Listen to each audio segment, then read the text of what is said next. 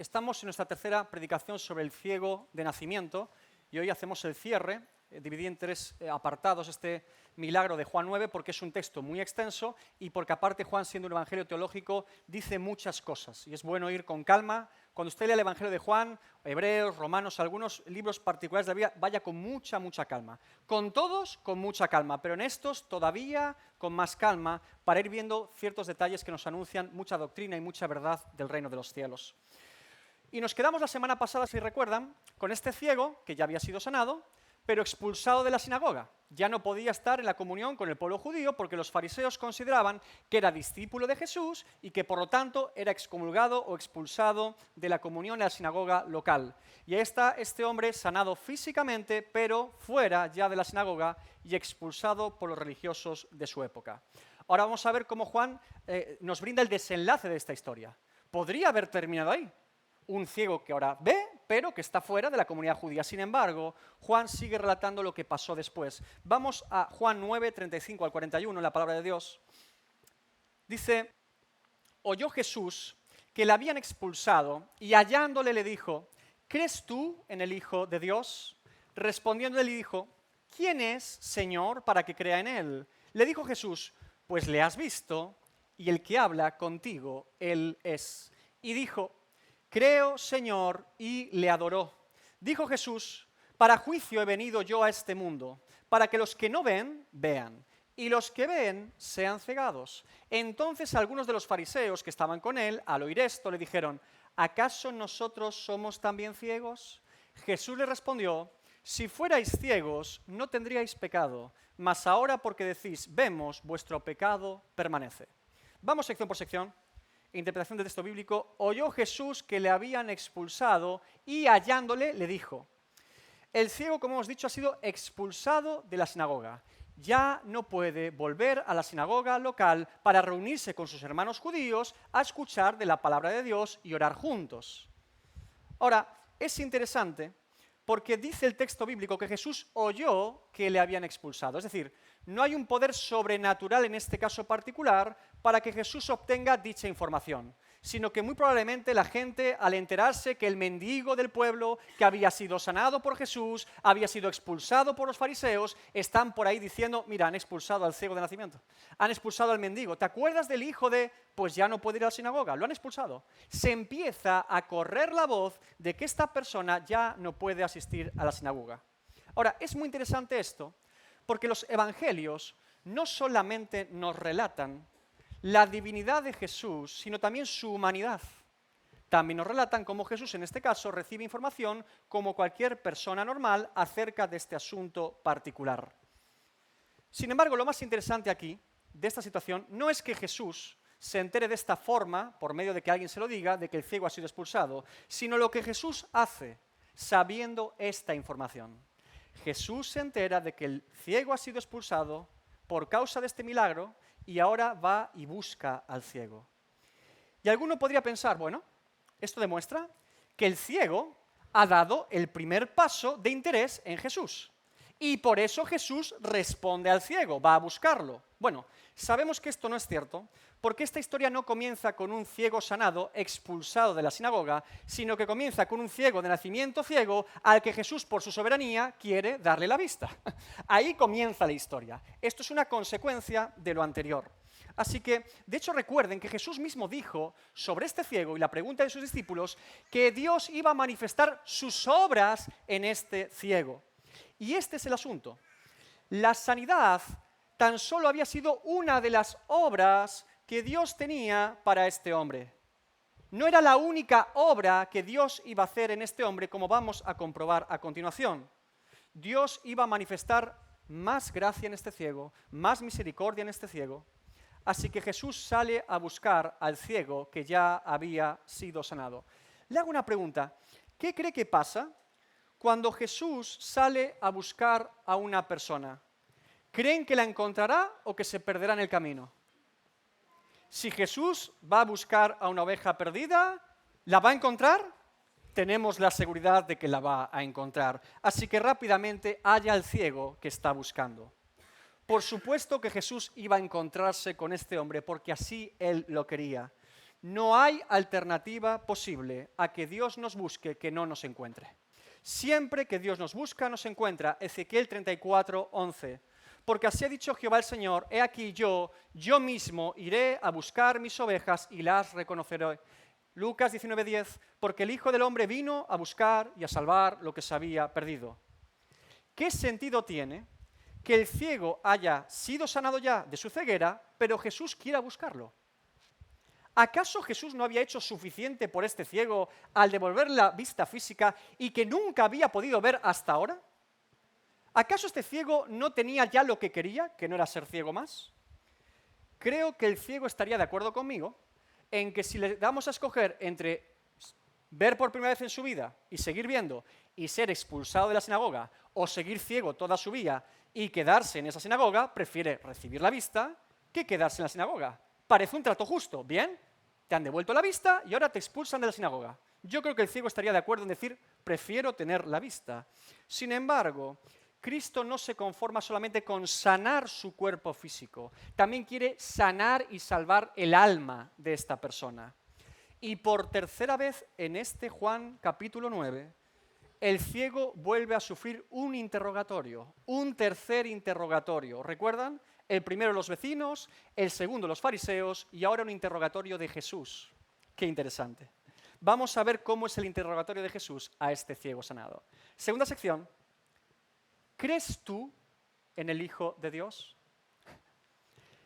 Qué interrogatorio tan diferente a los anteriores, ¿verdad? Muy diferente. Los demás habían preguntado al ciego cómo, cuándo, quién y por qué habían ocurrido un montón de cosas, ¿verdad? Sin embargo, este hombre que se acerca a este ciego y que el ciego jamás había visto en su vida todavía, no lo conoce ni lo reconoce, le pregunta, ¿crees tú en el Hijo de Dios? ¿Crees tú en el Hijo del Hombre? ¿Tienes tú plena confianza en el Mesías? Jesús no le pregunta a este ciego si conoce al Hijo de Dios. ¿Por qué? Porque lo que Jesús le está presentando a este judío es la verdad de que el Mesías se había acercado a esa generación, que el Mesías había venido al mundo, que el Verbo se había hecho carne y estaba habitando en medio de ellos. Esa es la primera afirmación que Jesús quiere hacer con esta pregunta a este hombre. El ciego ya no tenía que esperar la promesa futura de que un Mesías vendría a librar al pueblo de Israel, porque el Mesías ya estaba ahora, ya estaba en este presente. Y este es un detalle muy importante y fundamental. La verdad es objetiva. La verdad es una, hermanos, solamente una. No importa lo que tú y yo creamos que es cierto. No importa lo que el ser humano crea que es cierto, que es verdadero. La verdad no cambia porque tú y yo creamos en ella o no. La verdad no cambia porque tú y yo no creamos en ella. Dios no cambia porque tú y yo creamos o no en Él. Dios no es menos Dios porque yo no creo en Él. Y Dios no es más Dios porque yo crea en Él. La fe no cambia a Dios. La fe me cambia a mí. Repito, la fe no cambia quién es Dios. La fe me cambia a mí. El que es cambiado por confiar en Dios es el hombre, no Dios. Fíjate en lo precisa que es esta pregunta de Jesús a este hombre. Este hombre acaba de ser expulsado de la comunidad judía, de su iglesia de aquel tiempo, podríamos decir. Es una excomunión de esa sinagoga. Esto implicaba muchos problemas para un judío de la época, porque el judío siempre había sido enseñado como asamblea, como pueblo de Dios. Se congregaban juntos, leían la palabra juntos, adoraban a Dios juntos. Era una fe comunitaria. Pero este judío acaba de ser expulsado de la comunidad judía. Por lo tanto, no podría practicar su fe en comunidad. Está apartado de la asamblea. ¿Cuántos problemas estarían pasando por la mente de este judío ciego que ahora veía, pero no podía reunirse con sus hermanos? Sin embargo, Jesús le pregunta, ¿crees tú? ¿No creéis vosotros? ¿Crees tú en el Hijo de Dios? Habla no de una fe comunitaria o una asamblea, sino una fe personal. Fe individual. El cuerpo de Cristo es la iglesia. un grupo de fieles redimidos por la sangre de Cristo a lo largo de toda la historia de la humanidad, pasada, presente y futura. Ese es el cuerpo de Cristo, somos cuerpo de Cristo. Pero cada uno es miembro en particular de dicho cuerpo, individuo, persona. 1 Corintios 12:27. Vosotros pues sois el cuerpo de Cristo y miembros cada uno en particular. ¿Qué significa esta pregunta de Jesús a este hombre? La evidencia de que la salvación en Cristo es personal, no familiar, no grupal, no comunitaria, personal. Y cuando se reúnen cada persona redimida personalmente por Cristo, sí, son una comunidad, evidentemente. Son una asamblea, son una iglesia, son la iglesia, pero es personal. ¿Crees tú en el Hijo de Dios? Ezequiel 18:20, el alma que pecare, esa morirá. El Hijo no llevará el pecado del Padre, ni el Padre llevará el pecado del Hijo. La justicia del justo será sobre él, y la impiedad del impío será sobre él. Romanos 14:12.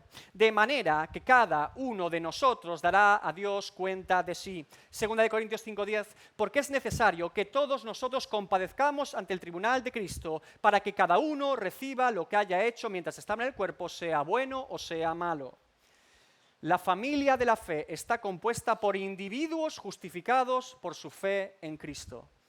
No puedo ser parte de la familia de Dios, no puedo relacionarme con Dios como iglesia si no tengo una relación con Dios personal e individual.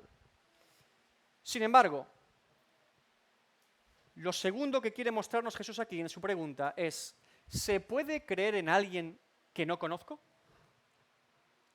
¿Puedo yo creer en Dios si no conozco a Dios?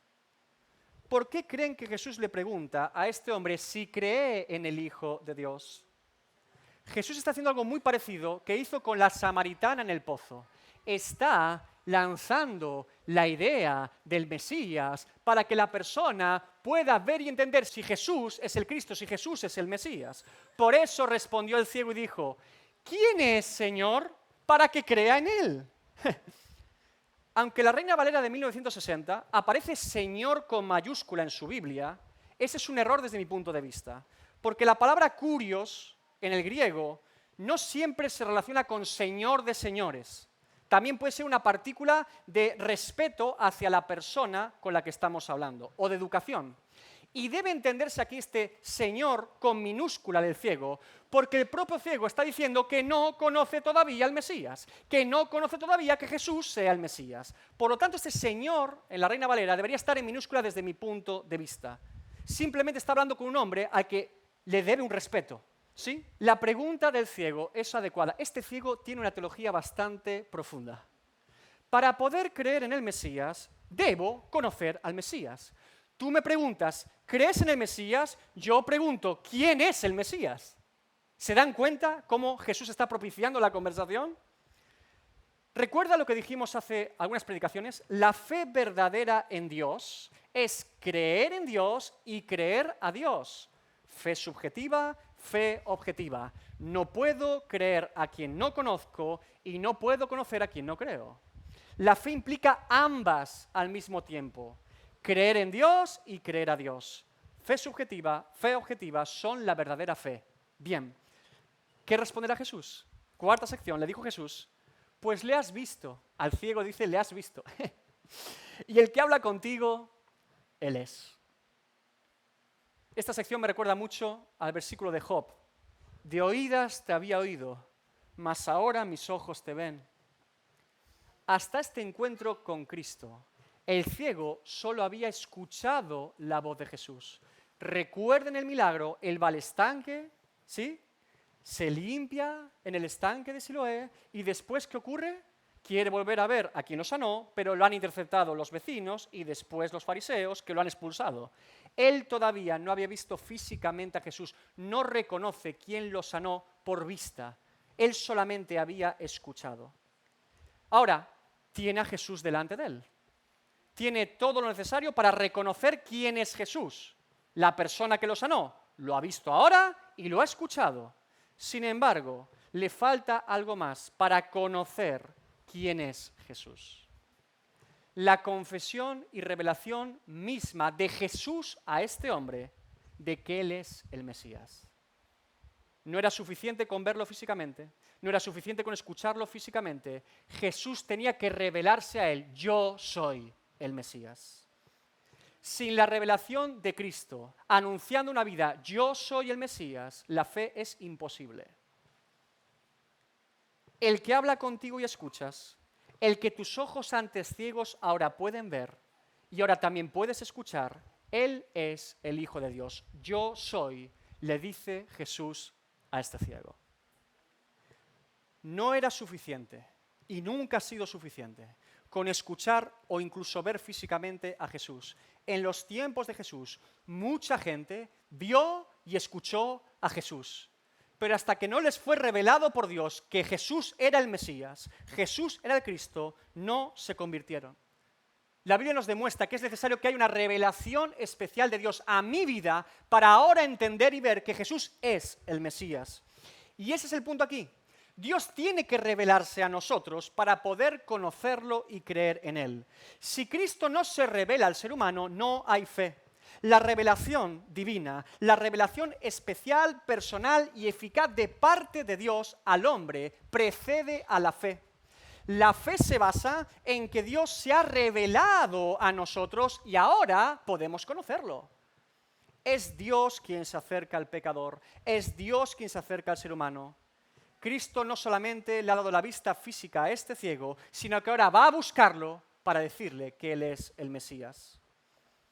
Y este ciego de nacimiento ha comenzado a ver por segunda vez. ¡Qué milagro tan maravilloso! ¡Qué obra tan completa de Jesús en este hombre! Este hombre había nacido ciego por partida doble. Había nacido ciego físicamente y no podía ver con sus ojos. Con su sentido de la vista estaba totalmente incapacitado físicamente, pero también, como todo hombre y toda mujer pecador, porque nacemos pecadores, también nació ciego espiritualmente. Él había estado incapacitado toda su vida para poder ver, palpar y conocer a Dios. Su sentido de la vista espiritual también estaba ciego, y Jesús está cambiando eso. Jesús está haciendo una obra de Dios en este hombre para que sea primero sano físicamente y ahora sano espiritualmente, para que vea físicamente y ahora vea espiritualmente. Y cuando Jesús responde a este ciego, la revelación de que yo soy el Hijo de Dios, ante esta revelación personal, frontal, de tú a tú, de Dios revelándose al hombre, a una revelación eficaz de Cristo a este hombre, solo hay una posible respuesta ante semejante revelación de Dios dada al ser humano. Quinta sección. Y él dijo: creo, Señor, y le adoró. Esta es la consecuencia imparable que ocurre cuando un ser humano es alcanzado por Cristo. Cuando Cristo se revela al ser humano. No importa que sea un ciego de nacimiento, no importa que sea un pescador galileo, no importa que sea un etíope siervo de una reina, o un filósofo en el Areópago, o un fariseo benjamita circuncidado el 8º día, no importa quién sea esa persona, cuando Cristo se revela esa vida, la persona dice: creo, y comienza a adorar a Dios. Cuando Cristo sale a nuestro encuentro, cuando Él abre nuestros ojos, entonces podemos ver. Fe y adoración brotan de los labios de este hombre. Y ahora sí, este segundo curios, Señor, es con mayúscula. Y sabemos que es con mayúscula porque lo adora y lo reconoce como Señor de señores. Este hombre judío está diciendo literalmente Adonai, el Dios Adonai, al que solamente se podía adorar y al que solamente debemos adorar. Esta adoración a Jesús en aquel tiempo, por un judío a otro judío, implicaba el apedreamiento de ambas personas al instante, por incumplimiento de la ley judía y de idolatría. Era una blasfemia, un pecado gravísimo, adorar a alguien que no fuese Dios. Salvo que lo que esté pasando aquí es que este hombre esté adorando a Dios. Mire, estas escenas del Evangelio nos relatan algo muy importante, y son más en los Evangelios, donde Jesús recibió adoración por parte de personas. recuerde siempre cuando lea estas escenas no solamente la parte que adora, sino la que recibe adoración. Porque Jesús fue impecable, sin pecado. Jesús jamás hubiese aceptado recibir adoración de parte de ningún hombre si no fuese Dios. Jesús no fue un ángel, Jesús no fue una criatura de Dios, Jesús no es alguien creado por Dios, Jesús es Dios. De hecho, cuando Jesús decía, yo soy el Hijo de Dios, todos los religiosos de su época entendían lo que él quería decir, que tenía naturaleza divina, y de hecho por esa acusación lo llevan ante Pilato, diciendo que se quiere hacer como Dios. Bien, no había algo más antinatural y herético para un judío de la época que postrarse ante un simple ser humano y adorarlo, salvo que ese ser humano no solamente fuese un ser humano, sino también Dios, Emmanuel, Dios con nosotros. La fe verdadera en Jesucristo implica adoración a Jesucristo. ¿Me oíste? Este paso es fundamental. Al Señor tu Dios adorarás y a Él solo servirás. Muchas personas hoy dicen creer en Dios y negar la divinidad de Cristo. Si niego que el Hijo de Dios es Dios, entonces me temo que no soy creyente y no creo en Dios en absoluto. Así se lo digo de claro. Dios se hizo hombre en la persona de Jesús. Negar esa evidencia es negar a Dios mismo y por lo tanto ni soy creyente ni creo en Dios. Me he inventado otro tipo de Dios. Por eso nosotros solamente adoramos al Dios verdadero y por eso adoramos a Cristo y por eso lo adoramos como Él demanda ser adorado, sin imágenes, ni retablos, ni figuras, ni representaciones físicas, ni mucho menos adoramos a sus santos o a la Virgen María. Porque Dios no solamente exige ser adorado, sino exige cómo debe ser adorado por aquellos que lo adoran verdaderamente. Y no importa aquí el juego de palabras típico católico de latría y dulía, como si adoración y veneración fuesen cosas diferentes o servicio.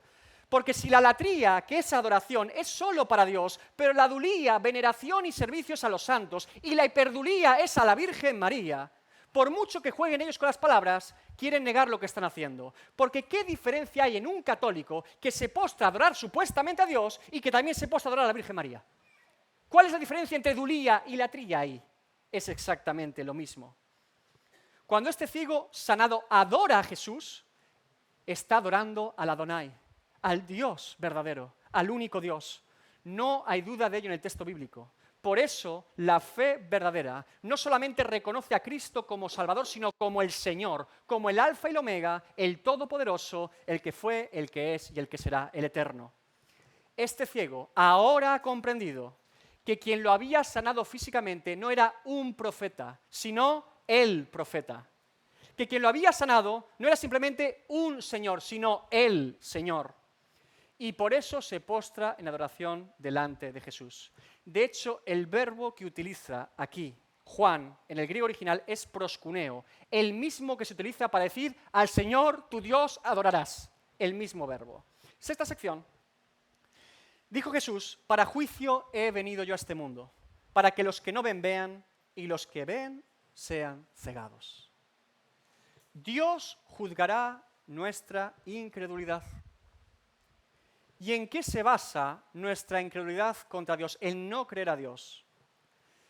Toda incredulidad se basa en el orgullo. El orgullo, hermanos, el orgullo.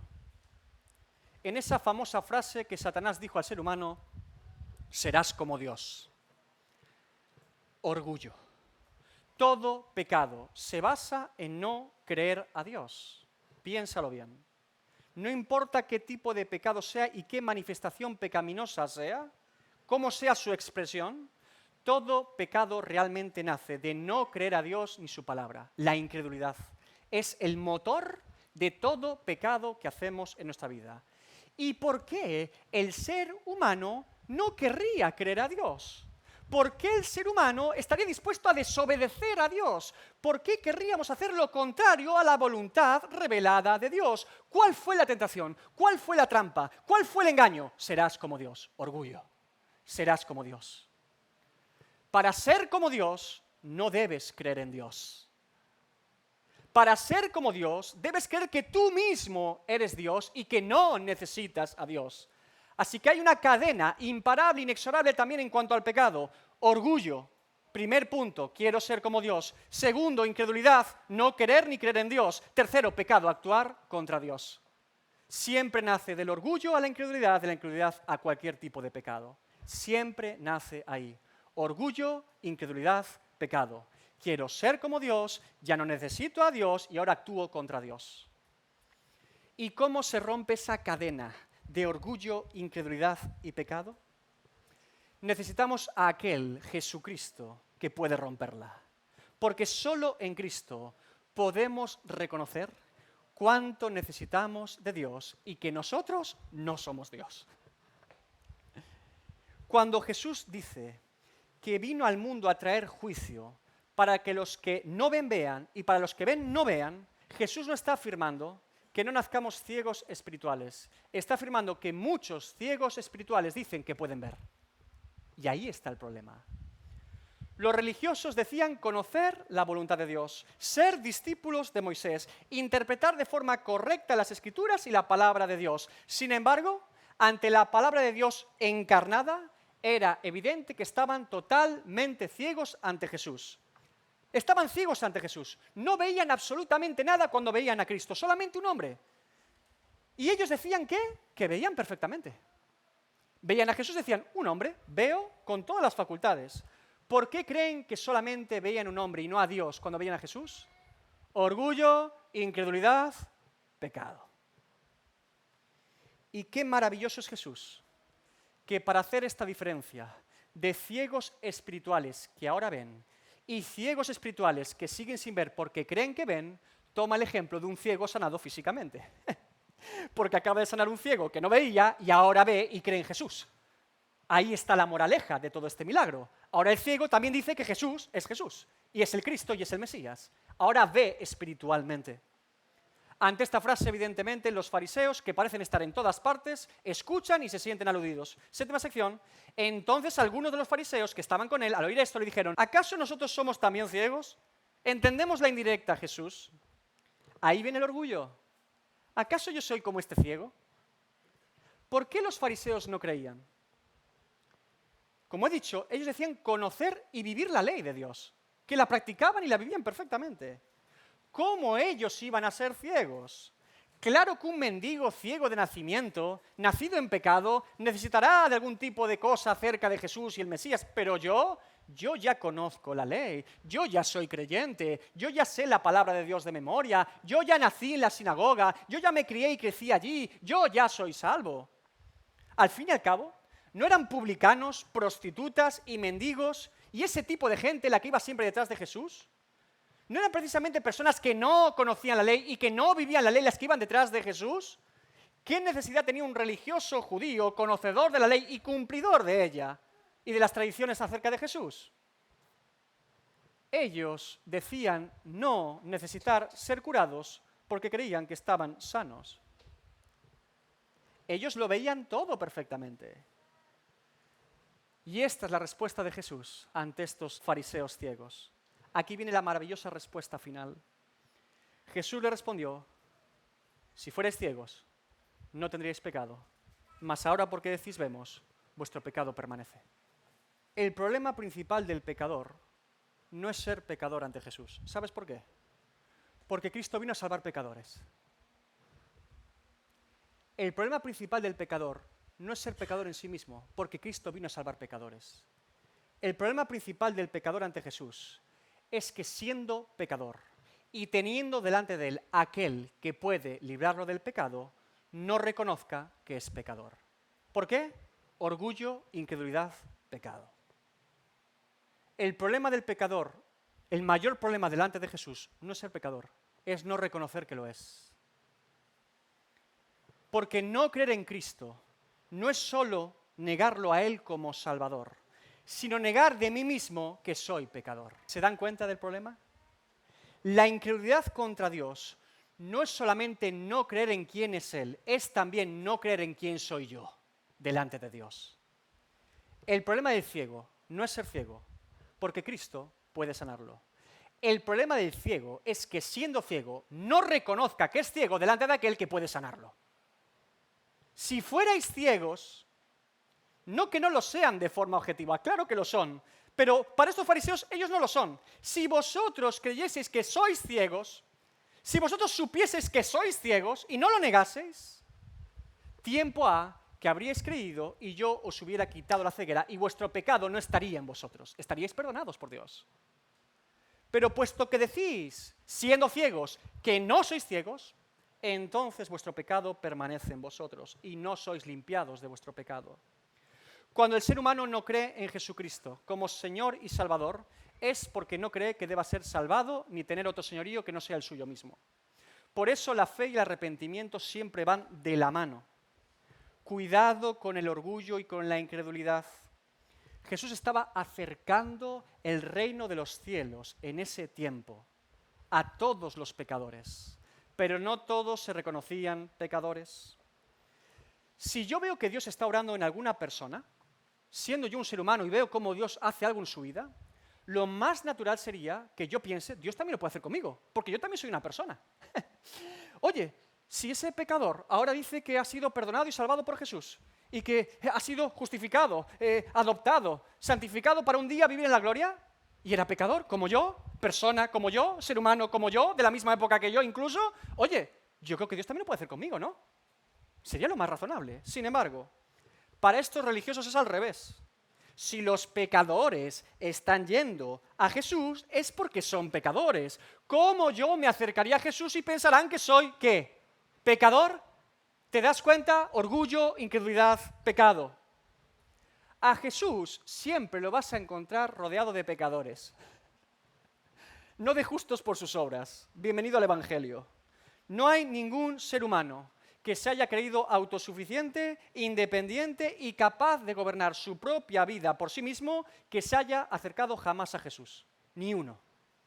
Jesús es para los débiles, mendigos, pobres y necesitados. Todos estamos en esa condición, pero hasta que no asumamos esa condición y pidamos ayuda a Jesús, mientras siendo ciegos digamos que podemos ver perfectamente, nuestro pecado permanece en nosotros, porque Cristo no vino a llamar a justos, sino a pecadores al arrepentimiento. Quiero aplicar este pasaje con la frase, ¿crees tú en el Hijo de Dios? Y quiero hacer esta aplicación como cierre a las 3 predicaciones, y va a ser una aplicación más doctrinal. Así que preste atención sobre la naturaleza de la fe, ¿verdad? Hablamos mucho de la fe. Y aquí hablamos de la fe salvífica, la fe que cree en Dios y que cree a Dios, ¿sí? Bien. Uno de los debates más grandes a lo largo de la historia de la Iglesia siempre ha sido sobre la naturaleza de la fe. ¿Qué es la fe? ¿Cómo obtengo la fe? ¿De quién es la fe? La palabra de Dios nos muestra lo importante que es la fe para ser hijos de Dios. Romanos 1:17. Porque en el Evangelio, la justicia de Dios se revela por fe y para fe. Como está escrito, mas el justo por la fe vivirá. La justificación delante de Dios por la sola fe es una doctrina fundamental en el Evangelio. Negar dicha verdad de Dios sería negar el Evangelio y negar cualquier medio que Dios ha brindado al ser humano para poder ser salvo en Cristo. Cristo es el mediador entre Dios y los hombres, y la fe es el medio que me hace estar unido al mediador. Hebreos 11:6, pero sin fe es imposible agradar a Dios, porque es necesario que el que se acerca a Dios crea que le hay y que es galardonador de los que le buscan. Es decir, la fe no es salvación en sí misma. La fe lo que hace es unirme, aferrarme, anclarme, fundarme, establecerme en Cristo, que es la salvación. ¿Sí? Me une a Cristo. Cristo es el que salva y la fe me une a Cristo. Bien. Dentro del pueblo evangélico no debería haber demasiado debate sobre este asunto siempre que seamos evangélicos. Si no, ya sería otra cosa. Aunque hay gente que pone una iglesia evangélica, no significa que eso sea una iglesia evangélica. También pone iglesia bíblica y no necesariamente es bíblica, y aquí pondríamos iglesia sólida o gloria, y si no vivimos para Dios y para su gloria, entonces hacemos el ridículo. Un cartel lo sostiene todo, pero no sostiene nada. Entonces, no hay mucho debate sobre la fe o la justificación por la fe en Cristo. En el pueblo evangélico verdadero al menos no. Sin embargo, ¿de qué debatimos nosotros los evangélicos sobre la fe? Porque también tenemos debates sobre la fe. No es que la fe no sea el ancla en Cristo para ser salvo, sino quién es el autor de la fe. una frase como esta, ¿crees tú en el Hijo de Dios?, podría parecer que la fe es del hombre y que Jesús le está preguntando a este ciego si tiene la fe que debe tener por sí mismo para que Jesús lo salve. Pero sabemos que esta pregunta de Jesús fue antes de que el ciego creyese. Porque el ciego no le dice, creo y le adoró, sino, ¿quién es el Mesías? ¿Se dan cuenta? Jesús no le está preguntando por la fe que este hombre tiene, sino por la que va a tener.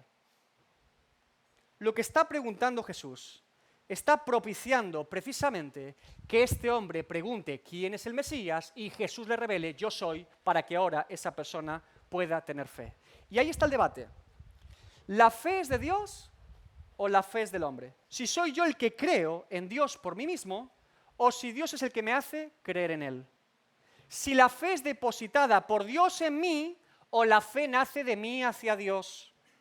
Y no piensen que esta es una cuestión menor, porque la vida de santificación de un creyente es muy diferente cuando yo creo que la fe es mía que cuando creo que la fe es de Dios. ¿Por qué? Mire, si yo creo que la fe es mía y tengo problemas en mi caminar cristiano, incredulidad, dudas, pruebas, aflicciones, voy a acudir a una fuente muy diferente que si creo que la fe es de Dios. Por eso, en este tiempo, mucha gente lo que hace es pedir consulta sobre su fe a otras personas sobre su fe. Cuéntame cómo hiciste. Pues yo me fui al monte 5 días a orar y allí recuperé la fe que antes perdía porque yo sentí que estaba Dios conmigo.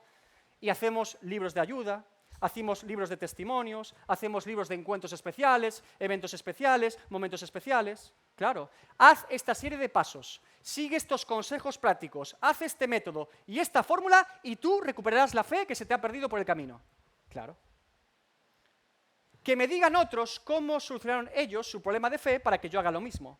Pero si yo pienso que la fe es de Dios, no acudiré a ningún hombre, acudiré a aquel que puso la fe en mí. Por eso los discípulos dijeron a Jesús, aumentanos tú la fe. Ellos no dijeron, tengo que creer y creer. Dijeron, Jesús, aumentanos la fe. Porque ¿quién había puesto la fe en ellos? Claro.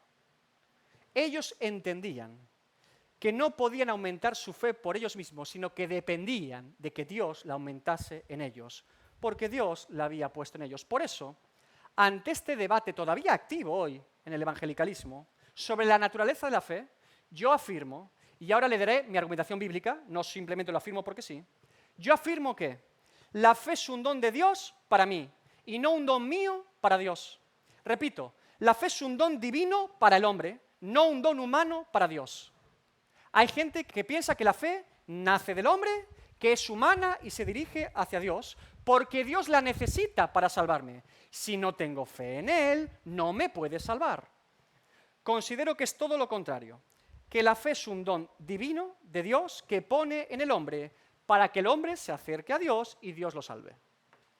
Quien necesita la fe soy yo, no Dios. Por eso Él la pone en mí. Porque soy yo el que necesita creer en Él para dejar de creer en mí mismo. Dios no necesita creer en mí. Él ya sabe todo de mí y sabe lo que va a hacer en mí. Y por eso pone la fe en mí. Obra en mí para que yo crea en Él. En resumen, la fe es de Dios para mí y no de mí para Dios. Él la pone en mí porque quien necesita a Dios y la fe soy yo, no Él. Uno de los textos más en debate sobre este asunto es el famoso texto de Efesios 2. Ahora vamos a ir para allá. Y quiero que esta mañana, fíjese, haga conmigo el ejercicio. Haga así, arremánguese la camisa. ¿Tiene camisa? Bueno, tiene camiseta no. Si tiene camisa, arremánguese. Hoy vamos a remangarnos la camisa. Vamos a ponernos en un ejercicio de exégesis bíblica, de interpretación del texto bíblico a fondo. Sé que es muy raro. De hecho, creo que rara vez se practicaría en culto público de domingo hacer semejante cosa, pero considero en este tiempo más que nunca que todo creyente debe saber hacer estos ejercicios en la palabra de Dios y que un ejemplo práctico le puede ayudar a usted a saber cómo hacerlo. Por eso ponerlo como ejemplo va a servirnos para todos hoy y aclarar dudas. Dicho de alguna forma, si la predicación de un domingo es un plato de comida que el cocinero, el predicador, ha preparado para que usted se lo coma, hoy el cocinero le brinda la oportunidad de venir con él a la cocina, abrir los fogones y vamos a ver cómo se hace el plato de comida. ¿Le parece interesante? Pues a los fogones conmigo, para la gloria de Dios. Yo le acabo de decir que considero que la fe es un don de Dios que Él pone en el ser humano, y no un don humano que sale del hombre hacia Dios, que tiene capacidad por sí mismo de crear o inventar el hombre. Y le he dicho que uno de los textos sede o principales sobre este asunto es Efesios 2, del 8 al 10. Para que mi explicación no sea solamente doctrinal o teológica, vamos primero al texto, a ver lo que dice el texto en el griego original, porque del texto podemos sacar enseñanza. No podemos venir con una enseñanza previa y querer que el texto diga lo que yo quiero que diga. No, no, no. Vamos al texto primero y de ahí vemos si lo que dice el texto se coordina con más textos de la Biblia y ahí entonces podríamos hacer doctrina. Acompáñame a Efesios 2, del 8 al 10, un texto muy conocido y muy reconocible en la epístola de Efesios. Porque por gracia sois salvos por medio de la fe, y esto no de vosotros, pues es don de Dios, no por obras, para que nadie se gloríe. Porque somos hechura suya, creados en Cristo Jesús para buenas obras, las cuales Dios preparó de antemano para que anduviésemos en ellas. Ante esta lectura de este texto tan conocido, la pregunta obvia aparece en el versículo 8. ¿Cuál es el don de Dios al que se refiere el apóstol Pablo? ¿Qué es esto que no es de nosotros? ¿La gracia, la salvación o la fe? Porque dice, por gracia sois salvos por medio de la fe. Y dice, esto no de vosotros. ¿Qué no es de nosotros? ¿La gracia, la salvación o la fe? No responda, vaya pensando, vaya pensando. Algunos dirán que la salvación es de Dios, pero que la fe es nuestra. Dios pone la gracia, nosotros respondemos con fe y así somos salvos. Que el poder creer lo pone Dios, pero la acción de creer la pone el hombre, como si lo primero no implicase necesariamente lo segundo. El argumento sería que la palabra griega, fe, tiene género femenino, pero esto tiene género neutro en el griego original. Si dice la fe y dice esto, no parece tener el mismo género en la palabra de Dios. Por lo tanto, el griego no se refiere a la fe. Otros dirán, en cambio, que el don de Dios que aquí está escrito es la fe precisamente, porque es la última palabra que aparece en esta secuencia y normalmente en el griego siempre se refiere a lo último que se ha dicho. Si no, Pablo pondría salvación después de la fe y no antes. Argumentos en un sentido, argumentos en el otro.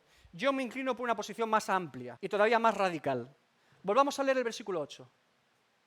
Porque por gracia sois salvos por medio de la fe, y esto no de vosotros, pues es don de Dios. En el griego original, la palabra gracia es charis y tiene género femenino. En el castellano también, la gracia, no decimos el gracia, decimos la gracia, femenino, ¿bien? La palabra griega fe pistis también es género femenino en el griego. En castellano también, decimos la fe, la gracia, la fe. Pero la palabra salvación, sozo, en griego, es masculina. Ellos dicen el salvación, no la salvación, ¿sí? Sin embargo, cuando el apóstol utiliza esto, utiliza una partícula en neutro, que podría abarcar tanto masculino como femenino. Y ahí está el debate, bien. Houtos es neutra en el griego original, no es masculina ni femenina. Por lo tanto, lo más natural es descartar que esto se refiera solamente a una de ellas en particular y se refiera a todo lo que está diciendo el apóstol, a la gracia, a la salvación y a la fe. En griego, cuando tenemos una secuencia de masculino y femenino y aparece esto después, engloba todo lo dicho anteriormente. Por eso Pablo pone la palabra en neutro. Le pongo un ejemplo del mismo apóstol a la carta a los Filipenses. Filipenses 1, 27 a 28. Solamente que os comportéis como es digno del Evangelio de Cristo, para que os sea que vaya a veros o que esté ausente, oiga de vosotros que estáis, primero, firmes en el mismo espíritu. Segundo, combatiendo unánimes por la fe del Evangelio. Tercero, y en nada intimidados por los que se oponen, que para ellos ciertamente es indicio de perdición, mas para vosotros de salvación. Y esto, neutro, houtos, de Dios. ¿A qué se refiere el apóstol con esto en estos versículos? A todo lo que acaba de decir a los filipenses, a que estén firmes en un mismo espíritu, combatiendo unánimes en la fe y en nada intimidados por la gente que está oponiéndose a la fe. Porque lo que está ocurriendo es que ellos van a perseverar en la fe y Dios lo va a salvar y los otros van a ser juzgados por Dios. Se refiere a todo con ese esto. Por eso después dice el apóstol, porque a vosotros os es concedido a causa de Cristo no solo que creáis en Él, sino también que padezcáis por Él. ¿Se dan cuenta? tomando ese mismo criterio lingüístico en Efesios 2 al 8, lo que el apóstol está diciendo, que esto que no es de nosotros y es don de Dios, es la gracia, la salvación y la fe. Todo eso es don de Dios.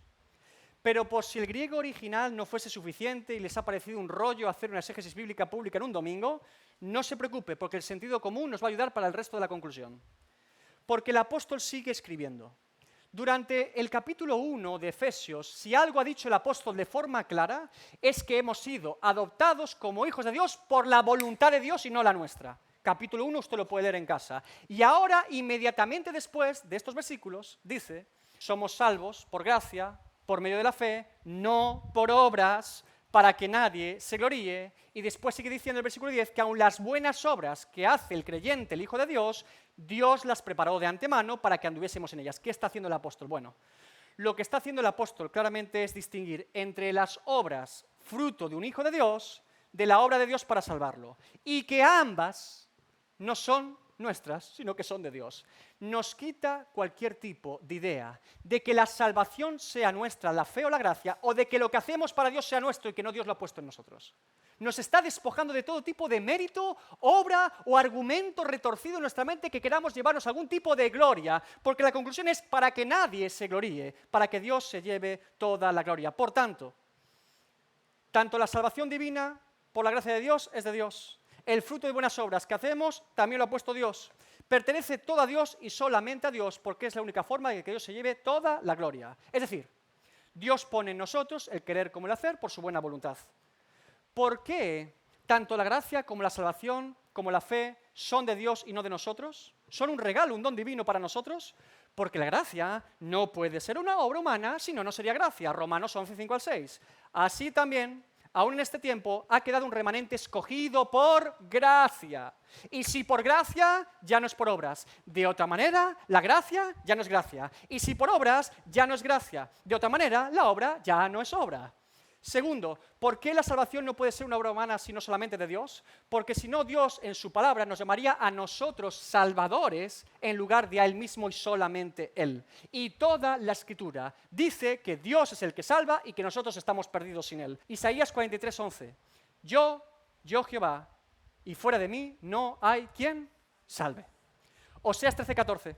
Mas yo soy Jehová tu Dios desde la tierra de Egipto.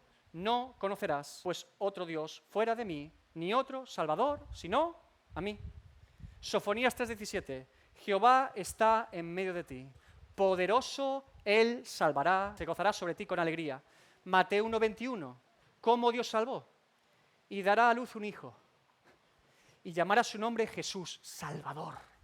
Porque Él salvará a su pueblo de sus pecados. Lucas 2:11. El anuncio que os ha nacido hoy en la ciudad de David un Salvador que es Cristo el Señor. Hechos 4:12, Pedro predicando, y en ningún otro hay salvación, porque no hay otro nombre bajo el cielo dado a los hombres en que podamos ser salvos. Y Pablo a Tito conecta el Dios Salvador y Cristo como Salvador y dice, Tito 2:13, aguardando la esperanza bienaventurada y la manifestación gloriosa de nuestro gran Dios y Salvador Jesucristo. Tercero, ¿por qué la fe no puede ser una obra humana, sino de Dios? Porque si la fe fuese una obra nuestra, fabricada por nosotros o construida por nosotros mismos, tendríamos algún mérito de salvarnos. Porque si alguno tiene fe por sí mismo y decidió creer en Jesús por sí mismo, y otro no tuvo fe por sí mismo y decidió no creer por sí mismo, entonces unos obraron mejor que otros.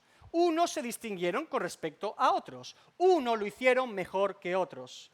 Si esto es así, no estaríamos dando toda la gloria a Dios por salvarnos, que es todo lo contrario a lo que el apóstol está diciendo aquí. Por eso dice Dios en su palabra, Hebreos 12:2, puestos los ojos en Jesús, autor y consumador, completador de la fe. Y volvemos a leer Filipenses 1:29, porque a vosotros os es concedido a causa de Cristo, no solo que creáis fe en Él, sino también que padezcáis por Él. Hechos 3:16. Y por la fe en su nombre, Pedro se refiere a Jesucristo, a este que vosotros veis y conocéis, se refiere al cojo de la puerta de la hermosa, le ha confirmado su nombre. Y la fe que es por Él, no dice en Él. Dice por Él, por Jesús. La fe que es por Jesús le ha dado esta completa sanidad. Hechos 18, 27. Y ayudó a muchos a los que por gracia habían creído. Por gracia creyeron ellos. Juan 6, 65. Por eso os he dicho que ninguno puede venir a mí si no fuere dado del Padre. El apóstol no deja ninguna autoría a los hombres, ni de la gracia, ni de la salvación, ni de la fe. Porque la salvación por gracia, por medio de la fe, no es por obras, para que nadie se lleve la gloria de Dios. Porque toda la gloria es y debe ser para Dios soli Deo gloria. Y quizás a alguno le puede chocar e inquietar muchísimo esta predicación. Si Dios salva por su gracia, por medio de la fe, y la gracia es suya, la salvación es suya, y la fe que tengo en mí no es mía, sino que es suya, porque Él la puso en mí, ¿qué me queda a mí? ¿Qué hago yo, ser humano? Yo te digo lo que tú y yo tenemos que hacer y nos queda. Glorificar a Dios por ello. Alabarlo completamente por su obra, por nosotros. Alabarlo, honrarlo y glorificarlo en medio de los hombres. Aleluya. Lo más bonito nos deja el Señor, que es poder glorificar por lo que Él ha hecho en nosotros. Tú y yo no fuimos creados para salvarnos a nosotros mismos. Tú y yo fuimos creados para glorificar a Dios, que es nuestro Salvador. Toda la gloria, toda la honra, toda la majestad, toda la gracia, toda la salvación y toda la fe es de Dios. Alabado sea el Señor. Él me salvó por su gracia. Él me llenó con el don de la fe y el arrepentimiento para llevarme a Cristo y solo a Cristo. Porque si toda la gloria es para Dios, ninguna es para mí. Isaías 42:8, yo Jehová, este es mi nombre, y a otro no daré mi gloria ni mi alabanza a esculturas. Explicado esto, y sabiendo de quién es la voluntad de salvarnos, aun siendo pecadores, y por qué Él merece toda la gloria por eso, déjame decirte que Dios es todavía más maravilloso con el ser humano en la obra de redención. ¿Sabes por qué? Porque si la voluntad de Dios es salvarme a mi pecador, y la voluntad del pecador yo es perderme, ¿qué hace Dios con la voluntad del pecador que quiere lo contrario a la voluntad de Dios? Dios, siendo Dios, no violenta o fuerza nuestra voluntad. Jesús no le dice a este hombre, yo soy el Mesías, arrodíllate ante mí o morirás en el fuego eterno. Y lo obliga a postrarse allí a adorarlo. ¿Verdad que no hace eso con él? No lo hace. Jesús le pregunta, ¿crees tú en el Hijo de Dios? Y luego le revela que Él es el Hijo de Dios. Dios no nos salva en contra de nuestra voluntad, sino que transforma nuestra voluntad primero. No solo para que seamos salvos, sino para que queramos ser salvos. Dios transforma y cambia nuestra voluntad. Ezequiel 36, 26 al 27. Os daré corazón nuevo y pondré espíritu nuevo dentro de vosotros, y quitaré de vuestra carne el corazón de piedra, y os daré un corazón de carne, y pondré dentro de vosotros mi espíritu, y haré que andéis en mis estatutos. Vamos a poner el pronombre yo, que no está en el texto, pero vamos a ponerlo cuántas veces se repite. Y yo os daré corazón nuevo, y yo pondré espíritu nuevo dentro de vosotros, y yo quitaré de vuestra carne el corazón de piedra, y yo os daré un corazón de carne, y yo pondré dentro de vosotros mi espíritu, y yo haré que andéis en mis estatutos. Yo, Dios, Dios, Dios. Salmos 110:3, tu pueblo se te ofrecerá voluntariamente en el día de tu poder. ¡Qué maravilloso es Dios! Por eso, la sensación que muchos tenemos al nacer de nuevo es, yo lo hice. Sí, tú lo hiciste. Claro que lo hiciste. Pero ¿sabes por qué un pecador lo podría hacer? Porque Dios lo ha cambiado para su gloria. Si no, sería imposible. Ninguno lo haría. ¿Por qué crees que muchas veces escuchaste el Evangelio y eras una roca inamovible contra él? ¿Toda persona que predicamos el Evangelio se convierte la primera vez? No, ¿verdad que no? ¿Muchos? ¿Qué hacen? Resistirlo. ¿Qué hacíamos nosotros ante el Evangelio? Resistirlo. Pero un día, ¿qué pasó? Un día imprevisto. La palabra correcta, el versículo correcto, la persona correcta, en el momento correcto. De repente, por eso el ciego dice, creo Señor, y se postra a adorar a Jesús. No es un acto en contra de la voluntad del ciego, es un acto voluntario del ciego. Un acto de una voluntad transformada por Cristo, que ahora ese ciego puede ver y entender que Jesús es el Mesías. ¿Acaso crees que habría tan solo un ser humano que pueda ver y entender que es pecador y que Jesús es el Salvador por su propia cuenta? Te digo otra cosa, ¿acaso crees que un pecador que ahora ve a Jesús como el Mesías, que puede perdonar sus pecados y librarlo de la maldad y del fuego eterno, dirá que no? ¿Ante esa revelación dirá que no? Entonces será que el ciego simplemente sigue siendo ciego y no está viendo nada. Por eso el ciego dijo, cuando le preguntaron por el milagro, antes era ciego y ahora veo. Él me dio la vista. Yo nací ciego de nacimiento, pero uno llamado Jesús me abrió los ojos. Si Dios me abre los ojos, el entendimiento, y se revela a mi vida, yo no puedo ni quiero negar dicha revelación. Simplemente lo que antes no veía, ahora lo puedo ver, y por eso al verlo me postro en adoración ante el Señor.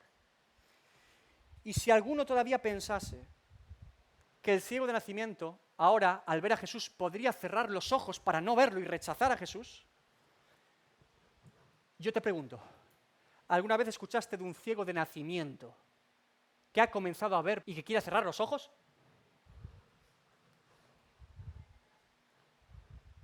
Traslade ese sencillo ejemplo a la salvación en Cristo. Y no hablo aquí de simplemente escuchar el Evangelio. Le he dicho que mucha gente escuchó el Evangelio de la boca de Jesús y no creyó.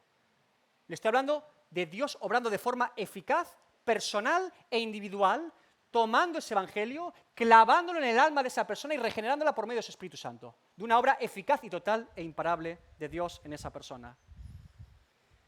Recuerde su testimonio personal. Un día comenzamos a ver, ¿verdad? Pero hacía 5 segundos no veíamos nada, ¿verdad? No entendíamos nada. Ahora lo entendemos. No creíamos nada, pero ahora creemos. ¿Y qué hicimos cuando Cristo se nos reveló verdaderamente a nuestra vida? ¿Qué dijimos? Ahora lo entiendo, ahora lo veo, ahora lo puedo palpar. ¿Qué hicimos? Rendirnos y decir, eres el Señor, acepta a este miserable pecador como yo. Claro que sí, claro que sí. ¿Crees tú en el Hijo de Dios? Esa es la pregunta que realmente importa. ¿Crees en Cristo? Si crees en Cristo, es porque has dejado de creer en ti mismo. Si confío en Cristo, confío en su obra por mí, no en mi obra por Él. Porque si yo confiase en lo que yo hago por Dios, en lugar de confiar en lo que Dios ha hecho por mí, seguiría confiando en mí mismo. La fe se despoja de nuestro propio señorío y se acoge y se abraza al señorío de Cristo. Por eso la fe es un don divino y no humano, porque ningún ser humano jamás haría tal cosa por sí mismo. Gálatas 2, 16 y 20. Sabiendo que el hombre no es justificado por las obras de la ley, sino por la fe de Jesucristo.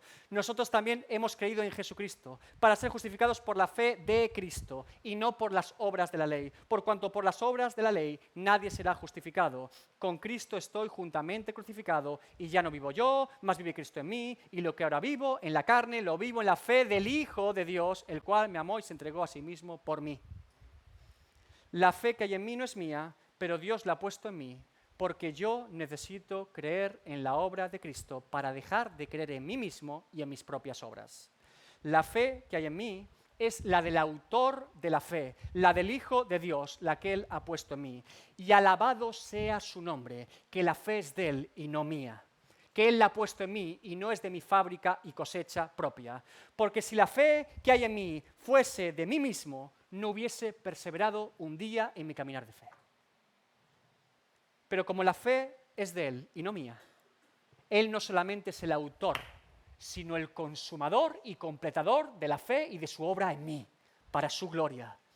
La fe en Dios, que es de Dios, persevera, porque su obra en mí está presente todos los días de mi vida.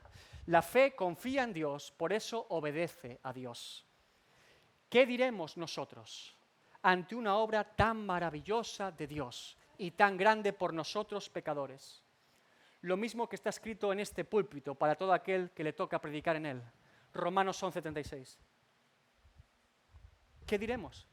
¿Qué dijo el apóstol Pablo después de profundizar y ver y buscar y poner todo allí en Romanos? Todo lo que se puede poner, lo puso allí y de repente llega a la conclusión de Romanos 11:36. Oh, profundidad de las riquezas, de la sabiduría y de la ciencia de Dios.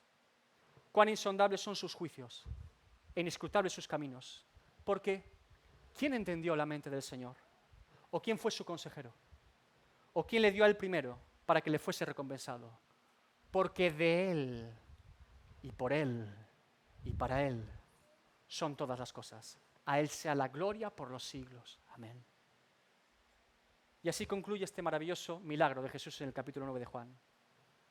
¿Crees tú en el Hijo de Dios? Si tú has nacido de nuevo y crees en el Hijo de Dios, entonces hoy vamos a glorificar a Dios por eso. Porque Dios, por su gracia, nos ha salvado por medio de la fe en Jesucristo. Si tú todavía no crees en el Hijo de Dios, quiero que hoy abras bien los ojos. En vez de cerrarlos, los vas a abrir. Porque vas a ser testigo público de cómo otros ciegos, sordos, pobres y mendigos como tú van a adorar a su Dios, como testimonio público de haber sido alcanzados por la gracia de Dios. Una gracia que también te puede alcanzar a ti hoy. Aquí no vas a ver a ningún justo por sus obras adorando a Dios, ni uno. Aquí vas a ver a pecadores redimidos por la sangre de Cristo adorar a su Dios. Reconoce tu condición delante de Dios. Huye del orgullo y de la incredulidad y clama a Jesucristo hoy. Y podrás comprobar cuánto Dios se ha acercado hoy a tu vida con su gracia para hacerte ver, oír, hablar y caminar a los pies de Cristo para que puedas conocerle. Ponte de pie esta mañana. El orgullo no solamente se manifiesta en las personas que no creen en Dios. Ese es el orgullo más grande, porque nos lleva a no creer en Dios y desconfiar de Dios. El orgullo religioso también es muy común dentro de los hijos de Dios, y hoy en día más que nunca. Todos tenemos un fariseo dentro, la carne, que está esperando a hacer cosas, méritos y obras. Legalismo. Yo cumplo esta ley y el cielo me espera porque lo merezco. Me lo he ganado. He luchado mucho. He aguantado mucho. ¿Qué menos, no? En mi casa me tratan mal. Mi familia no me quiere ni ver. En el trabajo me miran raro. No he hecho un montón de cosas que el mundo hace y me parecerían interesantes. Y hago un montón de cosas que dirían que son aburridas y monótonas. ¿Qué menos que ganarme el cielo por eso, no?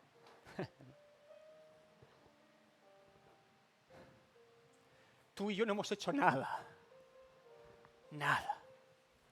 Y aun lo poco que hemos hecho, como esa mujer derramando un perfume delante de Cristo, es porque Él nos ha transformado, nos ha cambiado, nos ha renovado, nos ha resucitado, nos ha dado la vista, nos ha dado oídos, nos ha dado boca, aliento de vida, ha soplado de su espíritu y ha dicho, ahora, levántate, huesos secos.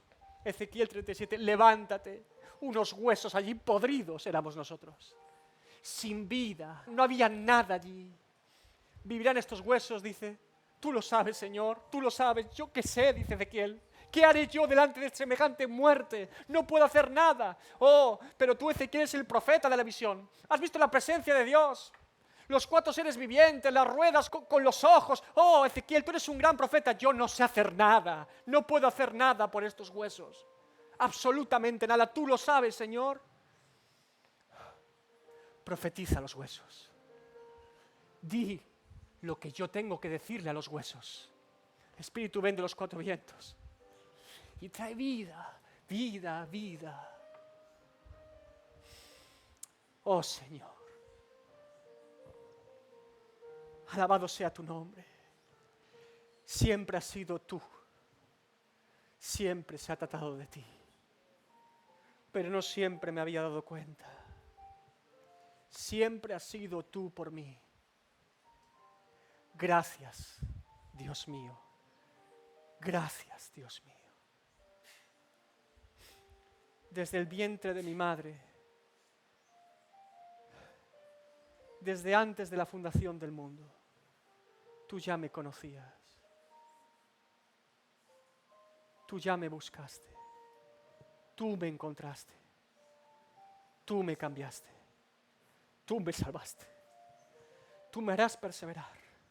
Tú me guardarás y me llevarás contigo a la gloria. la obra completa y perfecta de gracia de Dios por una panda de pecadores como nosotros. No hay historia más bella que contar. No hay mensaje más poderoso e increíble que descubrir que el Evangelio, la obra de gracia.